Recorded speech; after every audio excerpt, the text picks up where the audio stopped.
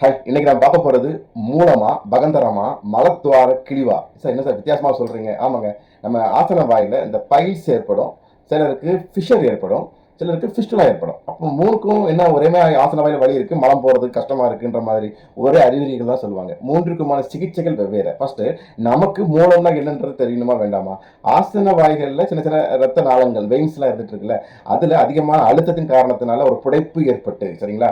சின்ன சின்ன சின்ன அந்த குமிழ்கள் மாதிரியான புடைப்புகள் ஏற்பட்டு, திராட்சை கொத்துகள் மாதிரி அந்த புடைப்புகள் காரணத்தினால அந்த மலம் போற இடத்துல வலிகள் ஏற்படுறதுக்கு பேர் தான் பைல்ஸ்ன்னு சொல்லக்கூடிய மூலம், சரிங்களா? இது ஆயுர்வேதத்தில் அர்ஷஸ்ன்னு சொல்லுவாங்க. இந்த வீக்கமானது உள்ளுக்குள்ள இருந்துச்சுன்னா அது இன்டர்னல் பைல்ஸ், உள் மூலம். வெளியில இருந்துச்சுன்னா எக்ஸ்டர்னல் பைல்ஸ். ஆயுர்வேதத்துல 9 விதமான மூலங்கள் சொல்லப்பட்டிருக்கன, அதற்கான சிகிச்சைகளும் சொல்லப்பட்டிருக்கின்றன. சரி சார், பைல்ஸ் பத்தி தெரிஞ்சுக்கிட்டேன். அடுத்தது நீங்க ஃபிஸ்டுலான என்ன? அதே ஆசனவாயில அந்த ஆசனவாய் துவாரம் இருக்கு இல்லையா, உள் துவாரத்திலிருந்து ஆசனவாய் பக்கத்துல பிட்டத்துல இன்னொரு துவாரம் வந்துடும். அப்ப இந்த துவாரத்துக்கு அந்த துவாரத்துக்கும் கனெக்ஷன் இருக்கும். ஒரு ஒரு அப்நார்மலான ஒரு டனல், ஒரு ஒரு சுரங்கம் மாதிரி, ஒரு டியூப் மாதிரி ஒரு புண்கள் ஏற்பட்டு அந்த துவாரத்தின் வழியாக அதிகமான அந்த சீல், அதிகமான துர்நாற்றங்கள், ஊரெல்லாம் ஏற்படுறதுக்கு பேர் தான் ஃபிஸ்டுலான்னு சொல்லுகின்ற பகந்தரம், சரிங்களா? பௌத்திரம்னு சொல்லுவாங்க. அப்ப இதற்கான சிகிச்சை என்னன்றதை நம்ம பார்த்தாச்சு. அந்த ஒரு இன்ஃபெக்ஷனை குறைக்கக்கூடியது தான் முக்கியமான சிகிச்சையாக சொல்லப்பட்டிருக்கு.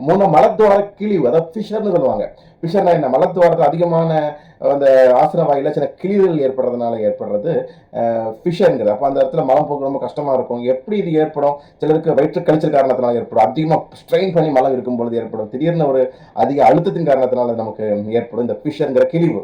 அப்போ மூலம் ஏற்படுறதுக்கான காரணம் என்ன? ப்ராப்பரான ஆகாரத்தை நல்லா ஜீரணம் செய்ய முடியாம மலச்சிக்கல் ஏற்படுறது. மலச்சிக்கல் ரொம்ப நேரம் டாய்லெட்ல உட்காந்து சார்ஜ் பார்த்துட்டு இருக்கிறது. சில நேரங்களில் கற்பம் தரித்த பெண்களுக்கு அந்த குழந்தை வயிற்றுல வளர வளர அழுத்தத்தின் காரணத்தினால ஏற்படுற அந்த ஒரு பைல்ஸ் நமக்கு பார்க்க முடியுது. அதனோடு சேர்ந்து நிறைய பேருக்கு நம்ம உண்ணிக்கிட்ட ஆகாரங்கள், ப்ராப்பரான உணவுகள் இல்லாம உடலுக்கு ஒத்து வராத உணவுகளை, அதிகமான மசாலாக்கள், காரம் சேர்ந்த உணவுகளை சாப்பிட்றது முக்கியமான காரணமா சொல்லப்பட்டிருக்கு ஆயுர்வேதத்துல. இதற்கான மருத்துவமும் அற்புதமான தீர்வுகளும் நம்ம ஆயுர்வேதத்துல இருக்குது. அப்போ ஃபிஷர்னு சொல்லும் போது என்ன பார்த்தோம் நம்ம அந்த இடத்துல ஒரு ஒரு கிழிவு, அந்த இடத்துல கிழிதற்கு ஆட்டோமேட்டிக்காக அதிகமான ஒரு ப்ரெஷர் வந்து ஓட மலம் போகலன்னு சொல்லும் போது அவசரமா இருக்கணுன்றதுக்காக ரொம்ப நேரம் அழுத்தம் கொடுக்கிறது, இந்தியன் டாய்லெட் பயன்படுத்தாம வெஸ்டர்ன் டாய்லெட் அதிகமாக பயன்படுத்திட்டு இருக்கிறது, முக்கியமா நம்ம நேரம் கிட்ட நேரத்தில் நம்ம சாப்பிட்றது, இதெல்லாமே அடிப்படை காரணங்கள். அந்த காரணத்தை தவிர்க்கிறது ஃபர்ஸ்ட் தீர்வு.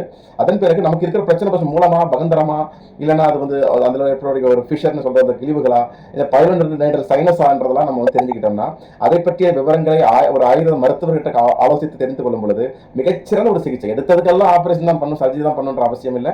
ஆரம்ப கட்டத்தில் கண்டறியும் பொழுது அற்புதமான சிகிச்சை மூலமாக நிச்சயமாக குணப்படுத்த முடியும். நம்ம ஜெய்கபிசா மருத்துவமனையில் அற்புதமான சிகிச்சைகள் நம்ம கொடுத்துட்டு இருக்கிறோம். மிகச்சிறந்த ஒரு நிறைய சர்ஜரியை நம்ம அவாய்ட் பண்ணிட்டு இருக்கிறோம். ஸோ ஆரம்பத்திலேயே வரும்பொழுது நல்ல மாற்றத்தை நிச்சயமாக நம்ம ஜெய்கபிசா மூலமாக அளிக்க முடியும் என்ற ஒரு மகிழ்ச்சியான செய்தியை பகிர்ந்து கொள்வதில் பெரும் மகிழ்வு அடைகின்றேன். உங்கள் அன்பு டாக்டர் சுந்தர் பரமாத்தலிங்கம். நன்றி.